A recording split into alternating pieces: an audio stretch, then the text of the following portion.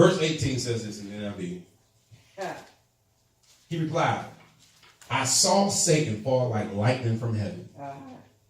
I have given you authority to trample on snakes and scorpions and to overcome all the power of the enemy. You missed your first time to shout.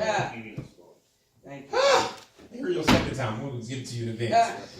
Nothing will harm you. I guess I'll read that to you again. He replied to them and said this. I saw Satan fall like lightning from heaven.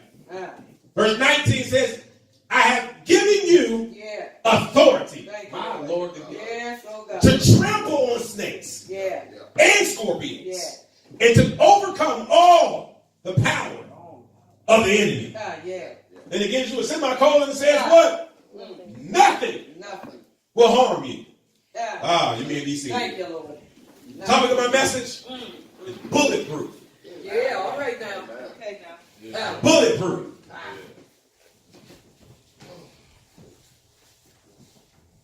It's one thing, I guess the greatest thing I would say this about being protected is what?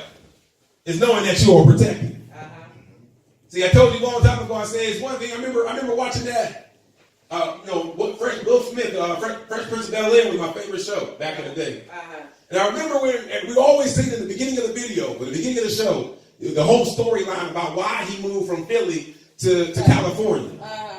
And we understand that there was a certain episode that he had to actually go back to Philly. And so when he went back to Philly, he knew that when he ran from Philly because there was a man that he, hit in the basketball and got in a fight at the playground. And so he knew that when word came back that he had to go back to Philly, he knew that he was going to have to face his enemy. I'm already preaching, I promise you. And when he knew that he had to do that, he was going to prepare himself to meet the man that he had to confront.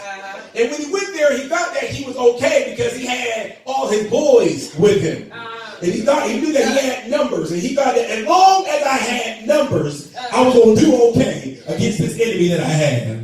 And when he went there, he began talking all of this smack. And he began to say all this stuff because he was ready to fight his enemy.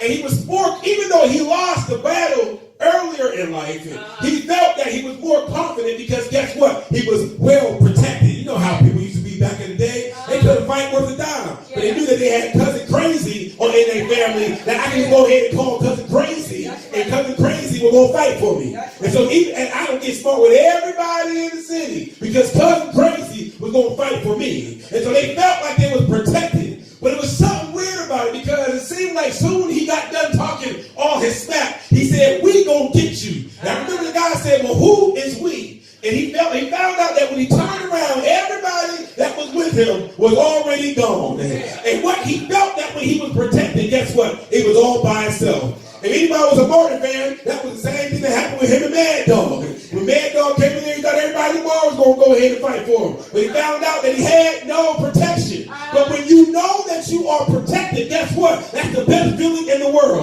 Come on, that's the first time I told you the second time y'all shout. Because guess what? I know that no matter what fight that I got to go in, I don't know no matter what kind of situation I got to walk through, guess what? God always promises me, guess what? That you're protected. You got to touch yourself and say, I'm protected.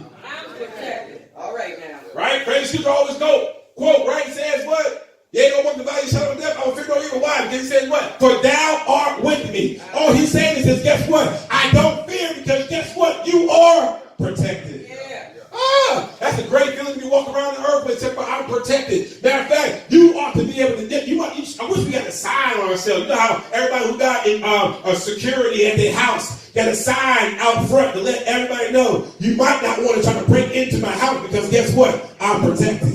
Sometimes you don't got to get too mad at getting in a car accident or something happened because you have one surety enough. Even though you want to co-pay, but guess what? You're still what? Protected. It's a great situation that when you go to the hospital, you understand that guess what? This won't be a challenge to me because guess what? I'm what? Protected. It's the greatest feeling of the world of being protected because guess what? God says no matter what you have to go through, I'm a whatever present help what? In trouble. That's why God is saying that when you get in trouble, guess what? You're protected. When you get in stressful times, guess what? You're protected. When you get in issues, guess what? You're protected. When you go into the most craziest seasons of of your life. Guess what? God is saying, even through the craziness, guess what? You're protected. Yeah.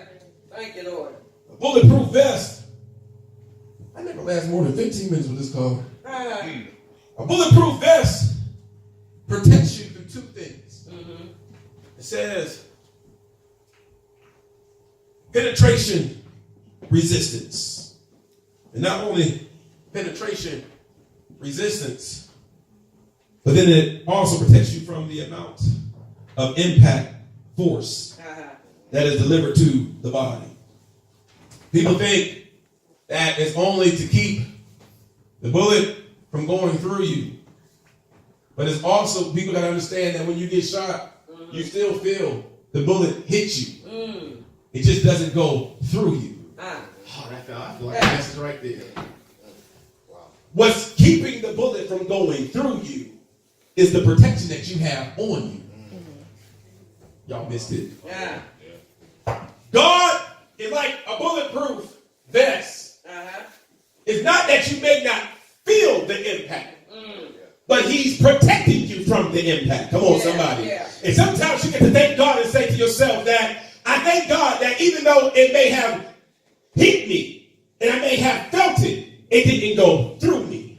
Oh, come on, somebody. It may have went to me, but it did not go through me. Because it would have destroyed me if it would have went through me. And so God comes to stop some things from the level of impact or the level of force that's being delivered unto you. So every single time that the enemy tries to bring a blunt force to you, every single time that the enemy tries to bring his largest punch towards you, God is acting like a bulletproof vest. Come on, somebody. Because let me help you understand. The devil comes to do what? To kill, steal, and what? Destroy.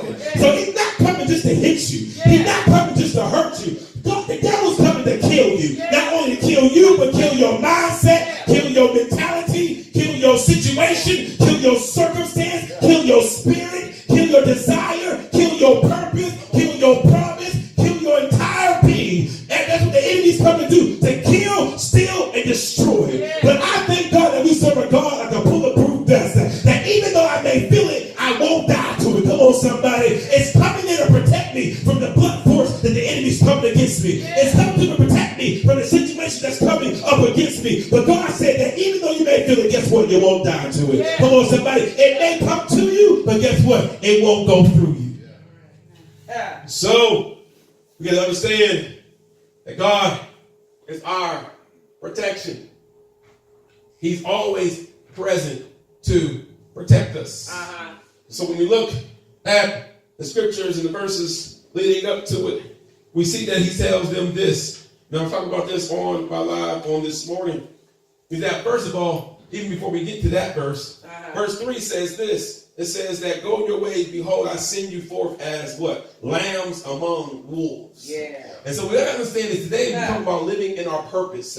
You do not have to be afraid to live in your purpose. All right. See, sometimes we fear living in our purpose because we think that when we live in our purpose, we become a target. We'll get over it. Yes, you become a target. But understand this, that I'd rather become a target for the sake of Christ. Come on, somebody. Than to become a target because of my own mistakes. See, understand this, that even though it's like there's so much covered, because even though you may become a target for the sake of Christ, guess what? God becomes your protected. He that dwelleth in the secret place of the Most High shall abide under the shadow, right, of the Almighty. I will say to him, he is my what? Shield. He is my fortress, right? And my God, in him will I trust. He will be a shield to me. He will protect me as like a buckler. He will prepare me and keep me from the darkness of the enemy, the snares, and the valor. He will keep everything that's coming my way away from me. So we have to understand that if I got to go through and become a target for the sake of Christ, then guess what? I'll become a target for the sake of Christ. And so you got to understand this, is that he tells us that go your way because I will bring you forth and send you forth as lambs among wolves. I want to encourage you to understand this, that know what you're getting into before you get into it. You got to be able to know exactly what you're getting into before you get into it. And not just know, because guess what? Some people fear about knowing. It's understanding. See, my thing is like this. If I got to walk through a valley of death, then that will make me want to fear.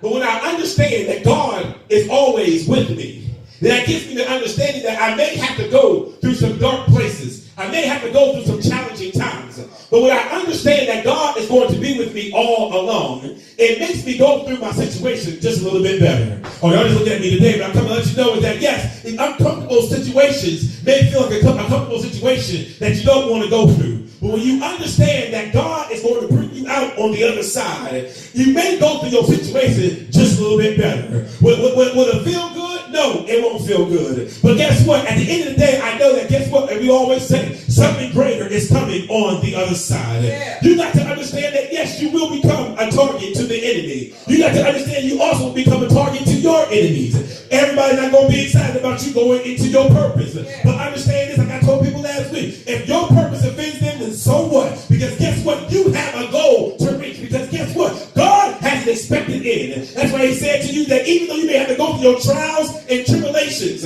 I don't have thoughts of evil against you, but I have thoughts of what? Peace. Because I have what? An expected end for your life. And so you can understand that even though you may go through your circumstances, your dark places, it may feel lonely, it may feel like you're by yourself, it may feel like nobody understands, but guess what? You got to keep your purpose in mind. Every day you wake up in your day or in the morning, you got to be able to say, I'm walking into my purpose. Every day you at work, you go through your frustrated time, you got to be able to say, I'm walking through my purpose. Every day you go through with people, frustrating people, and people talk you down and make you feel low, you got to be able to say that I'm still walking in my purpose. It does not matter what people think about me. It's only about what God sees in me. And what God sees in me is greater. Oh, come on, somebody, you got to touch yourself and say, I got greater in me. Oh, come on, somebody, greater is he that's within you than he that's within the world. The world won't be able to see carnally what God sees in you spiritually. The world won't be able to see what God has in you because they're too busy looking at you. Come on, somebody. You can't see in me if you keep looking at me. So, verse 4 tells us this. It says, carry neither your purse nor scrip nor shoes, and salute no man by the way. The NIV version tells you, it says, don't carry your purse. That's going to be hard for some of y'all. Yeah, it is. Don't carry your purse or bag, your Louis Vuitton, your Michael Kors. Don't carry none of that. It's going to be hard for some of y'all. And do not greet anyone on the road. What he is saying is, this is very important. Because when you go into your purpose, when you walk in your purpose, when you live on your purpose, you got to, one, follow directions. Somebody say follow directions. Follow directions. You've got to do what God told you to do.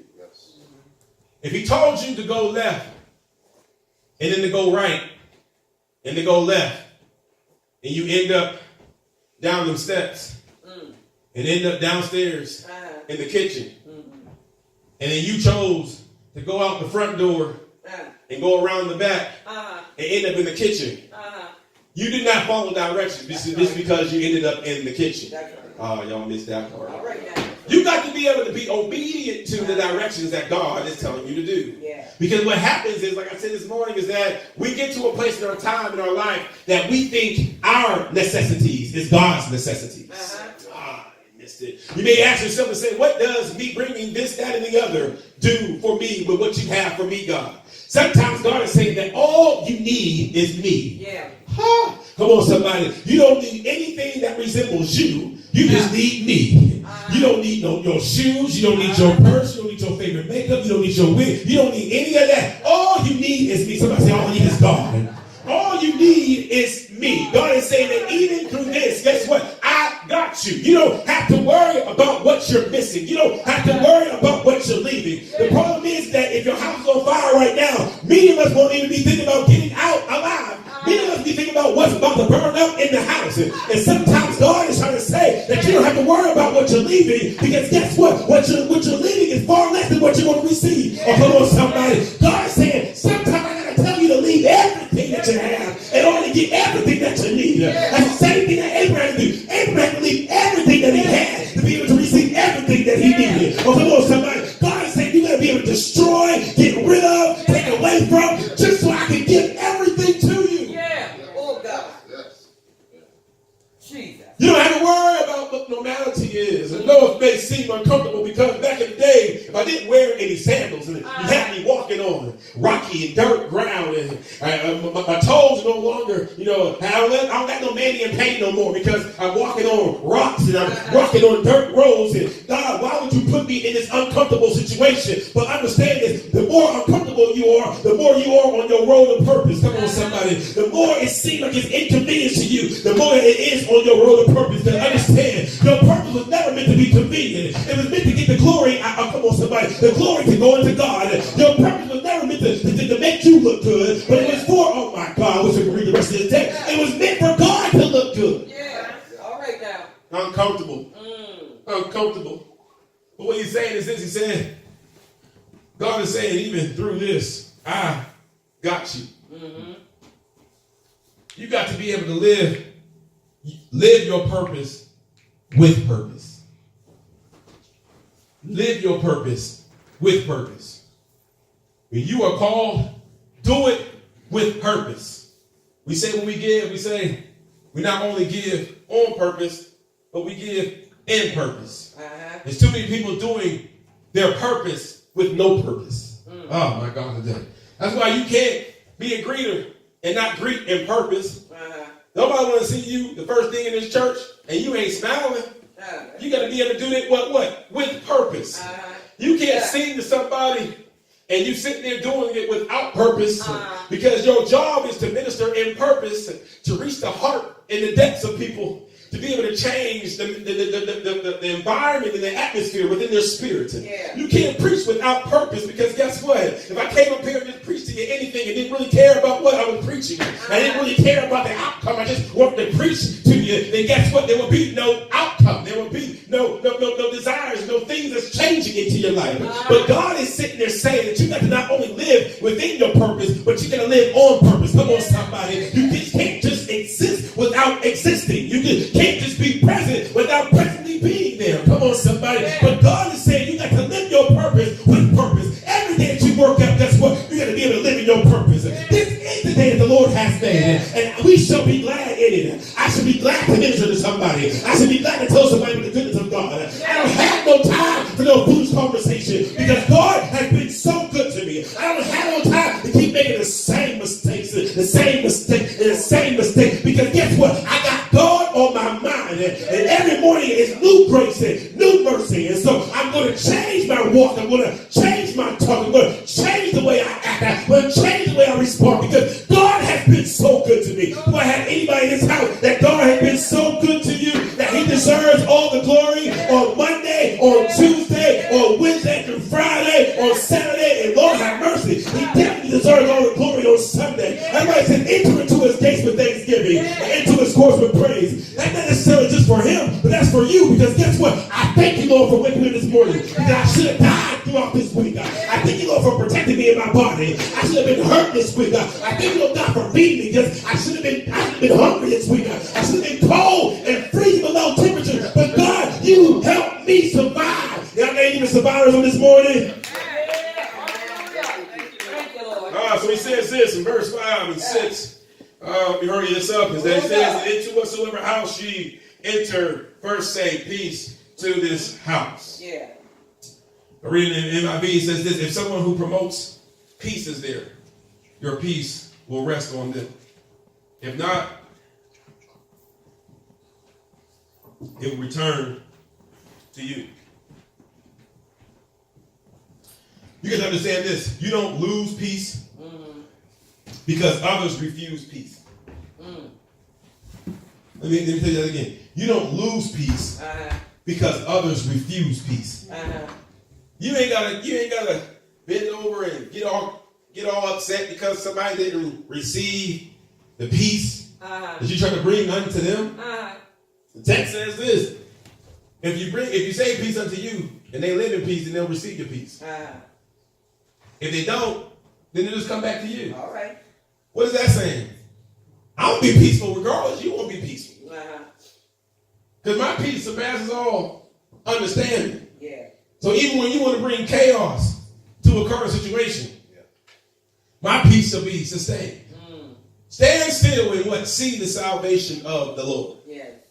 He said that then your peace will be sustained. That means that it will be preserved. And we all know that things that are preserved means that they sustain through time. They sustain through things that would normally destroy or allow things to expire. Come on, somebody. Yeah. And so we get to a place in time that God said that even through any battle or any storm, you shall still preserve your peace. That's why even in the ship he said, peace what? Be still. Peace be still was to say that, guess what? Even though my storm is still here, my peace still over me. Come on, somebody. I hope y'all get that picture. And that even though it's a spirit of chaos, even though it seems like the storm is about to destroy me. I've been in that place that it seemed like everybody else's house, trees was falling on their house. Everybody else's house was being affected by lightning and storms and thunder and snow and sleet and hail. But for some reason, there was a spirit of peace. Oh, my God. Yeah. A spirit of peace that was inside our location. A spirit of peace that we didn't have to worry about anything. That's what God gives us. When you have protection, guess what? God will give you a spirit of peace. And he will let you know that even when the enemy's coming with his biggest punch, guess what? You can still have peace. Even when it seems like everything's coming to steal your joy, guess what? You can still have joy. Even in the midst of your mourning, guess what? You can still have joy. Even in the midst of your darkness, guess what? You can still have light. We're going to be that house that all the light is off all the way through the neighborhood, but guess what? We still got light. Come on, somebody. God said that you don't have to bear down to your circumstance. Your circumstance will submit to me. Because guess what? You have bulletproof protection. It may hit you, but guess what? It won't kill you. Come on, somebody. God said you shall have peace. So you can walk in your purpose regardless of who wants to receive it. You can walk in your victory regardless of who wants to seek it. You can walk in your destiny regardless of who wants to approve it. Come on, somebody. You can walk in your calling. You can walk in your promise. It does not matter who it offends. God said you should have peace in what I have for your life. Yeah.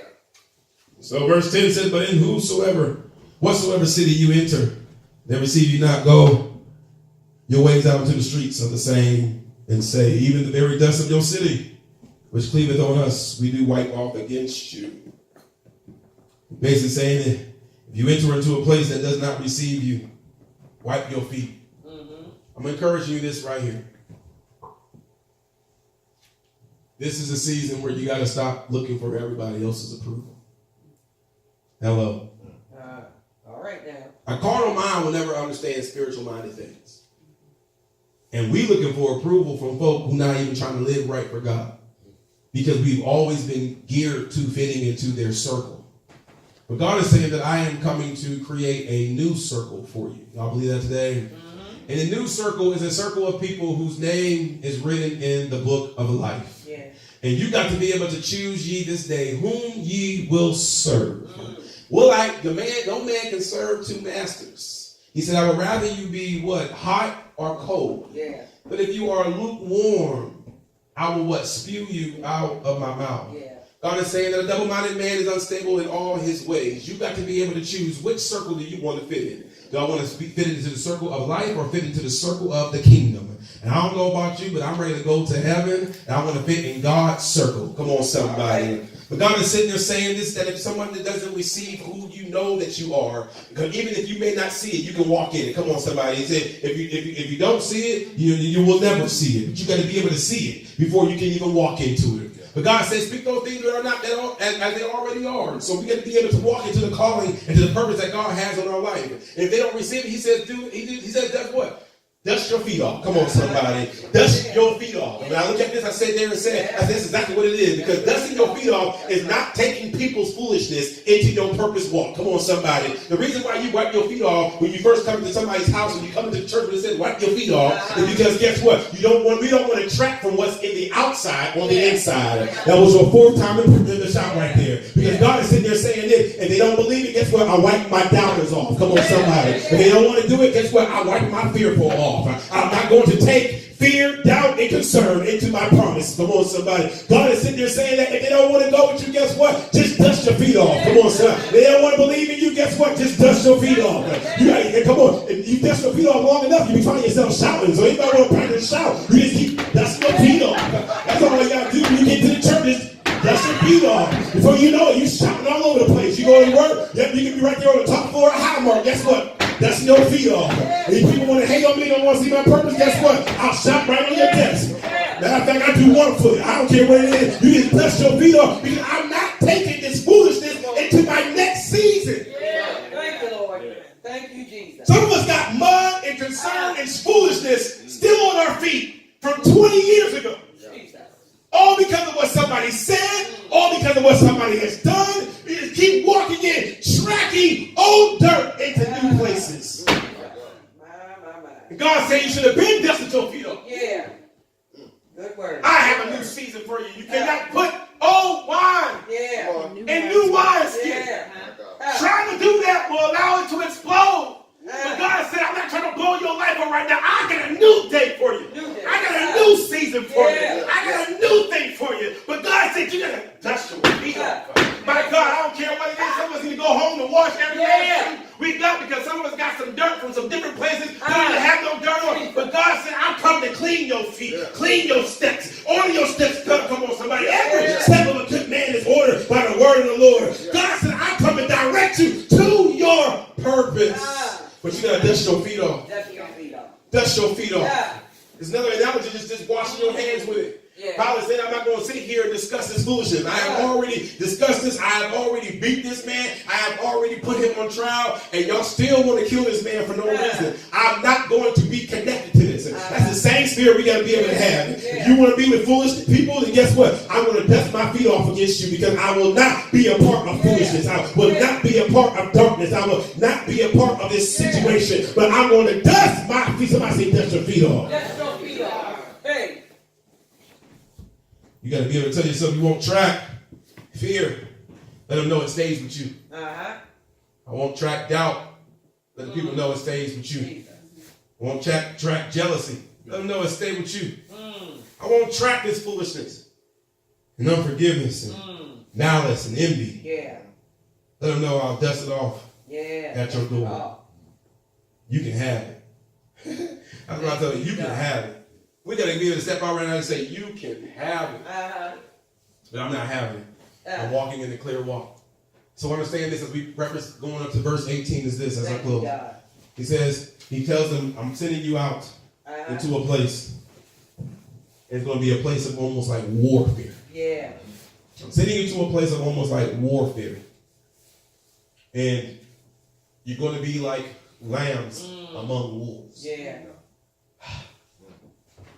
You see how he tells them that at the beginning of the text. And he goes through all this and tells them what not to do. So he gives them strict directions. See, we got to understand that if God tells us exactly what he's going to do, then guess what? Or he tells us where we're going to be, then you know he's going to do something. God's not going to send you out as lamb amongst wolves if he's not going to protect you. There will be no point in taking you there. All right. And so he gets down to verse 18. And right before verse 18, they went and everything worked. But they made a mistake, because in verse 16 it says this.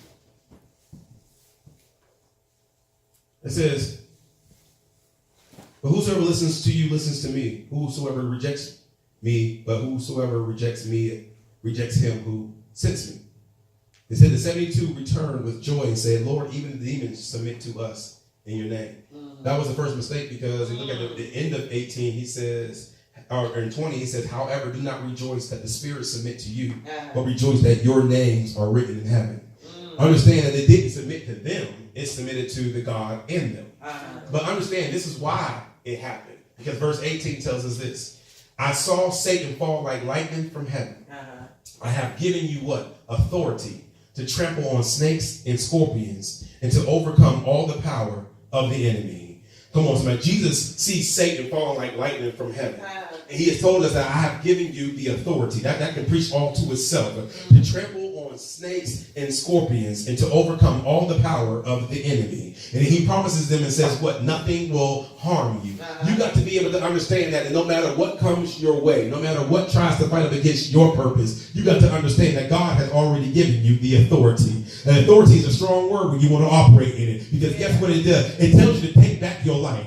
Go get your life back. Some of us going to go back and pick our life back up and go get our life back. Because it's been laying around and laying dead and dormant for too long. But God said, I have given you the authority for every snake in your life, for every scorpion in your life, for every devil that's trying to destroy your life. Let me help you understand. That's everything, every something, every one. That's everything that's trying to destroy your life. Guess what? I have given you authority to it. So what it is that every single time that you wake up and you say that evil is there to present itself, guess what? You have an authority to tell that to flee from you. You have authority to say that you can get that out of your life. If there's debt in your life, guess what? You speak to debt and say, debt, get away from my life. If there's sickness in your life, guess what? You speak to your sickness and say, guess what? Sickness, get out of my life. If there's envy in your life, guess what? You got the authority to speak to every envy or envious person to your life and say, guess what? Get out of my life. If the devil is coming into your life, coming in like a flood, guess what? You have the authority to speak to it and say, you got to go. Resist the devil when it flee from you. He said, Satan, the Lord rebuke you. You turn me around and get away from it. I don't know about you, but the enemy coming to attack your family, attack your mind, attack your spirit. God is telling us that we have the authority to remove it. Some of us has got to step up into our house and lift your voice in your house and speak to what the enemy is doing. And tell the enemy, you shall not have my child. You shall not have my family. You shall not have my mind. You shall not have my heart. You shall not have my spirit. You shall not have my job. You shall not have my community. You shall not have. You got to be able to speak and declare in the atmosphere that I have authority. I have authority to control you. I have authority to kick you out. I have authority to get rid of you. I have authority to destroy what you got coming. I have authority to destroy your assignment. But you have to talk in your authority. Yeah.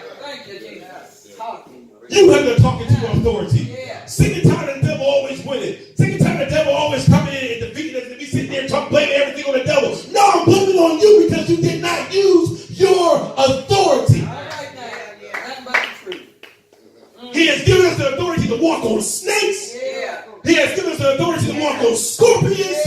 And guess what? He has given us the authority to overcome all the power. My God, today. That means that the biggest blow that the devil can have against you, guess what? He has already given you authority to overcome it. God gives us bulletproof protection. That means that every fiery dart that comes against you will not destroy you. Every dart and bullet that comes up against you will not destroy you. Every mouth that comes up against you, guess what? Will not destroy you because you have the power to overcome the enemy. Yeah. He speaks this and says this: nothing will harm you.